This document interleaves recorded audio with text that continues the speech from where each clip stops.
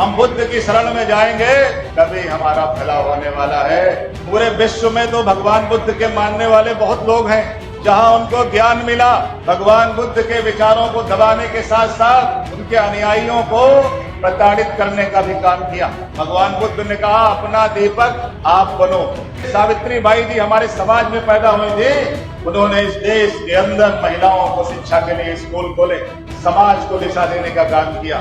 2500 साल पहले का इतिहास, जैसे जैसे समय बीत रहा है वैसे वैसे बुद्ध का प्रकाश और बढ़ता चला जा रहा है। भगवान बुद्ध ने कहा, मानवता से बड़ा कोई श्रेष्ठ धर्म नहीं हो। 2500 साल पहले जो बातें कही गई आज भी विज्ञान की हर कसौटी पे एकदम खरी है।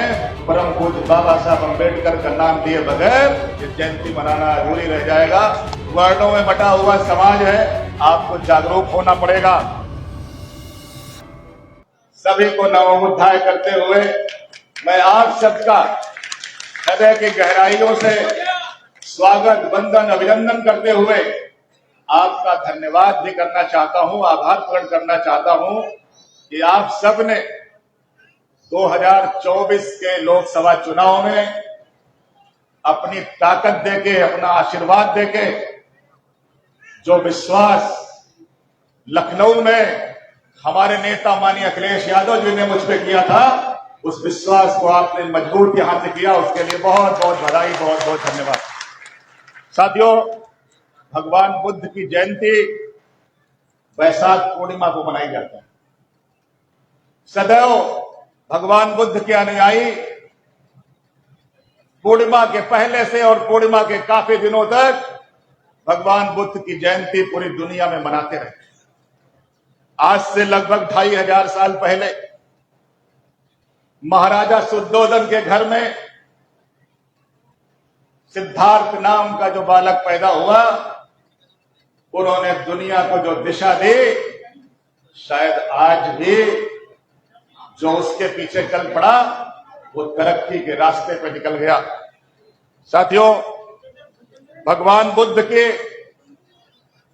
जो विचारधारा है, मुझे लग रहा बहुत से दुनिया के देशों ने उसको अपना लिया। हम भारत के लोग उस विचारधारा की तरफ अब लग रहा है थोड़ा थोड़ा चलने लगे हैं।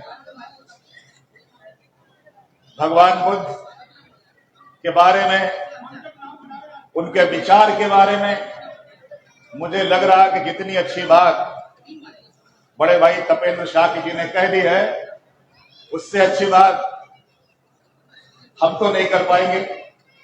हमें अल्प ज्ञान है, आप लोगों से सुनता रहता हूं, लेकिन सिद्धार्थ जो उनका बचपन का नाम था, सिद्धार्थ का अर्थ है कि जो अभिलाषा पूरी न हो उसको पूरा करने के लिए सिद्धार्थ की तरफ निकल लो। साथियों, अगर सिद्धार्थ चाहते तो राजकुमार से राजा बनकर राज करते, लेकिन उन्होंने चुना प्रचंड वैराग्य को। उन्होंने चुना जब वैराग्य को, तो उनके अंदर अनूठा विवेक जागा, और ऐसा विवेक जागा कि 2500 साल पहले का इतिहास, जैसे जैसे समय बीत रहा है वैसे वैसे बुद्ध का प्रकाश और बढ़ता चला जा रहा है। तो साथियों, हम सब सौभाग्यशाली है कि आज भगवान बुद्ध की जयंती पे इस बरेली जनपद में एक ये ऐतिहासिक कार्यक्रम यहाँ पे हम लोग मना रहे हैं, और मैं अपने को सौभाग्यशाली समझता हूं कि आपके बीच में हमें भी आने का अवसर मिला, रहने का अवसर मिला। साथियों, भगवान बुद्ध ने 2-3 बहुत सरल बातें कही। वो ऐसी सरल बातें जिनको कोई भी अगर समझे तो उसको लगेगा कि इसके अलावा कुछ हो नहीं सकता। भगवान बुद्ध ने कहा, प्रकृति ही ईश्वर है, विज्ञान ही सत्य है, इंसानियत ही धर्म है, और कर्म ही पूजा है और मानवता से बड़ा कोई श्रेष्ठ धर्म नहीं हो सकता।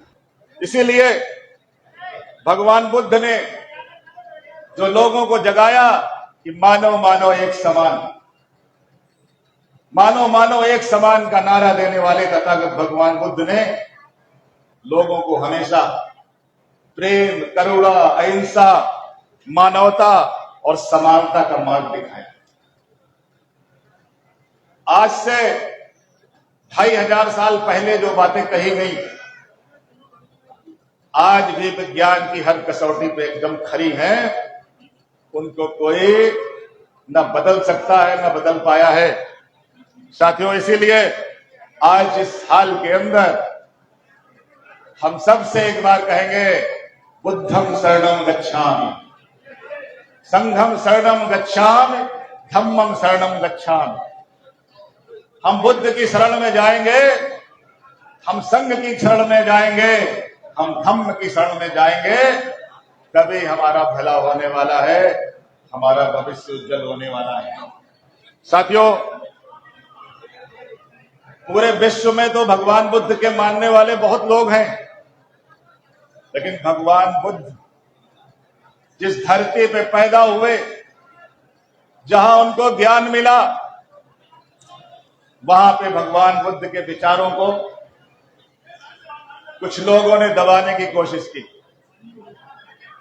भगवान बुद्ध के विचारों को दबाने के साथ साथ उनके अनुयायियों को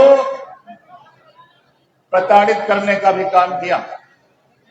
लेकिन जो सत्य है वो सत्य ही रहने वाला है। इसलिए साथियों, भगवान बुद्ध ने दो बातें और बहुत सरल कही। भगवान बुद्ध ने कहा, अपना दीपक आप बनो, अपदीपो भव। और भगवान बुद्ध ने कहा कि अगर कोई दुखी है तो उस दुख का कारण जान लो। अगर आप कारण जान लोगे तो निवारण भी ढूंढ लोगे। ये इतनी सरल बात जिसकी समझ में आ गई वो खुश हो गया, वो आगे बढ़ गया, वो चिंता से मुक्त हो गया। साथियों, भगवान बुद्ध 2500 साल पहले के बाद हमारे देश के अंदर तमाम आक्रांता आई, तमाम ऐसे लोग आए जिन्होंने अलग अलग धर्मों के नाम पे यहां शासन किया। और हमको हमारे पूर्वजों ने तमाम लड़ाइयां लड़ी और अंततः अंग्रेजों की गुलामी से छुटकारा मिला 1947। आजाद हिंदुस्तान में भगवान बुद्ध की विरासत को अगर पुनर्स्थापित करने का काम किसी ने किया तो संविधान रचयिता परम पूज्य बाबा साहब अम्बेडकर ने किया। और बाबा साहब अम्बेडकर ने 1956 में नागपुर के अंदर 5 लाख लोगों के साथ बौद्ध धर्म को ग्रहण किया। आज दुनिया कहां पहुंच गई 56 से और 2025 में? हर हाथ में मोबाइल आ गया, इंटरनेट आ गया। लेकिन क्या आजाद हिंदुस्तान में आज एक भी ऐसा नेता है जो अगर एक आवाज लगा दे और 10 लाख, 5 लाख, 2 लाख लोग इकट्ठा हो जाए? मैं कहता हूं कतई नहीं है।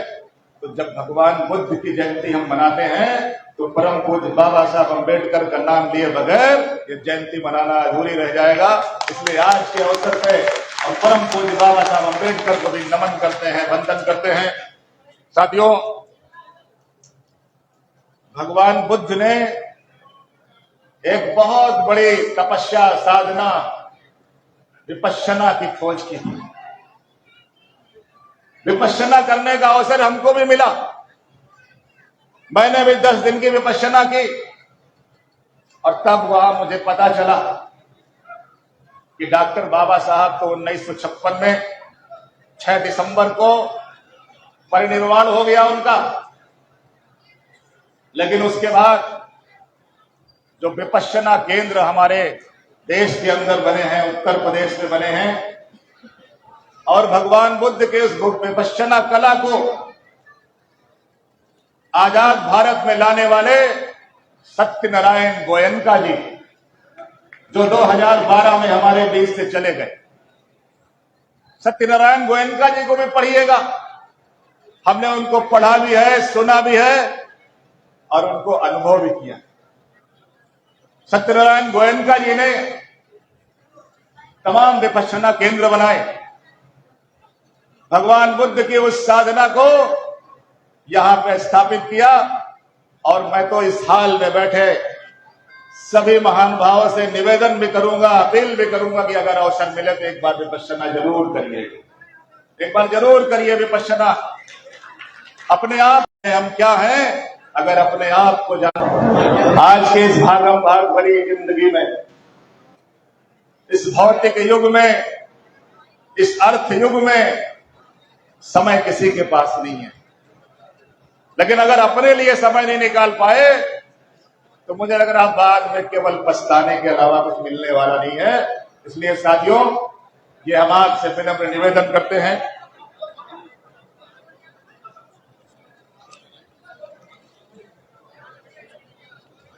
साथियों, आज हम लोग एक लोकतांत्रिक देश में हैं और लोकतांत्रिक देश में हमारे संविधान ने हम सबको जो ताकत दी है, हमको जो वोट की ताकत दी है, वो वोट की ताकत ही यहाँ की सरकारें बनाते हैं, एमपी एमएलए बनाते हैं, प्रधान बनाते हैं। और आज जो समाज अपने वोट की ताकत को जान गया, जिसने अपनी वोट की ताकत को पहचान लिया, वो समाज लोकतंत्र में अग्रणी भूमिका में होता है, आगे वाली पंक्ति में होता है। हमारा समाज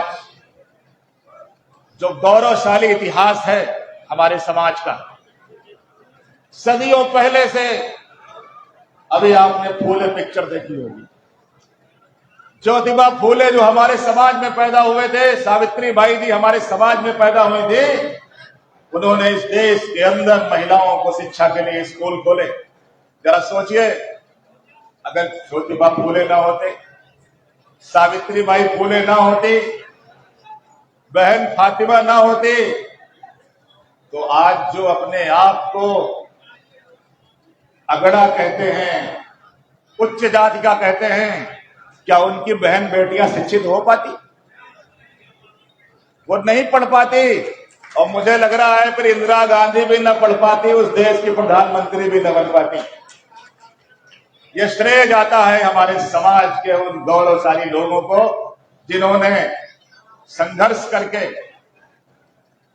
जिन्होंने कई बार अपमानित होके समाज को दिशा देने का काम किया। तो इतना गौरवशाली इतिहास है आपका, उस गौरवशाली इतिहास को और कैसे मजबूत किया जाए, कैसे आगे बढ़ाया जाए। मैं समझता हूं कि जो अशोक महान सेवा दल है, सम्राट सेना है और समाज के जो बहुत सारे संगठन चल रहे हैं, उनको एकजुट होके समाज को दिशा देने का काम करना चाहिए। अभी तपेंद्र साहब जी कह रहे थे कि जयंती मना ली, भीड़ इकट्ठा कर ली, लेकिन उसके बाद अगर समाज को दिशा नहीं मिली तो फिर ये औपचारिकता हो जाएगी। इसलिए ये दिशा कैसे मिले, इस पर निरंतर कार्य करने की आवश्यकता है। साथियों, आज चूंकि देश और प्रदेश में जो सरकारें चल रही हैं, बड़े लोक लुभावन बातें करने वाले लोग, उनकी नजर हमारे संविधान पे आ गई, हमारे संविधान पे नजर आ गई और उनके लोगों ने कह दिया कि संविधान बदलना है। कहा था कि नहीं कहा था? लेकिन आप बधाई के पात्र हैं, आपने संविधान को बचा लिया है। लेकिन अभी ये खतरा टला नहीं है। अभी ये मत सोच लेना कि खतरा टल गया है। लगातार जागते रहना है, लगातार काम करते रहना है, क्योंकि संविधान के साथ साथ जो हमारी यहाँ की व्यवस्था है, भगवान बुद्ध के बनाए धर्म में कोई ऊंच नहीं है, कोई नीच नहीं है, कोई जाति नहीं है, कोई पाति नहीं है। लेकिन साथियों, हमारे समाज में आज भी जातियों में बटा हुआ समाज है, वर्णों में बटा हुआ समाज है और हम सब लोग पिछड़ी जात से आते हैं।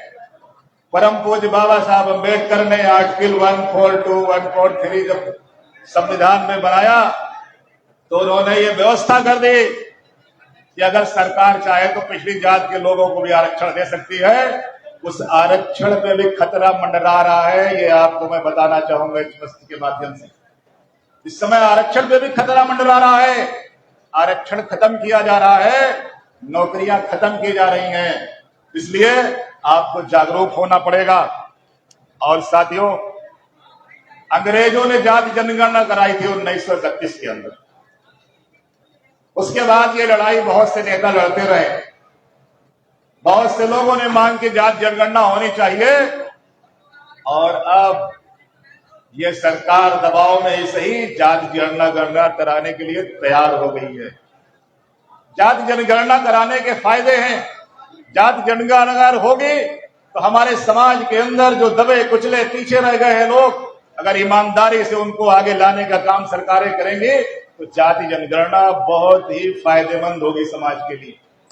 इसलिए साथियों, आप सबको मैं आज के इस कार्यक्रम की बधाई देते हुए और विशेष करके इस आयोजक लोगों को बधाई देते हुए और आज हमारे मंच के ऊपर जो हमारे भाई पीडीए के लोग बैठे हैं, पिछड़े दलित अल्पसंख्यक आदि आबादी, उन सबको मैं बधाई देता हूं और ये उम्मीद करता हूं कि ऐसे आयोजन, ऐसे कार्यक्रम समय समय पे होते रहें, जिससे एक दूसरे से हम लोग मिलते रहेंगे, बात करते रहेंगे और एक दूसरे की समस्याओं को भी हम लोग समझते रहेंगे।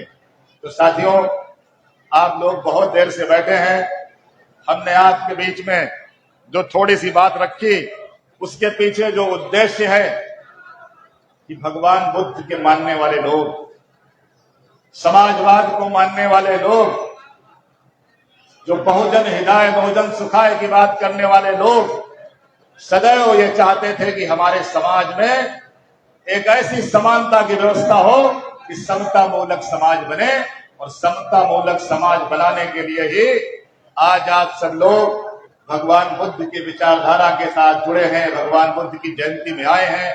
तो पुनः आप सबको बधाई देते हुए, धन्यवाद देते हुए अपनी बात को समाप्त करता हूं। सभी को सादर नमो बुद्धाय, जय भीम, जय समाजवाद, बहुत बहुत धन्यवाद।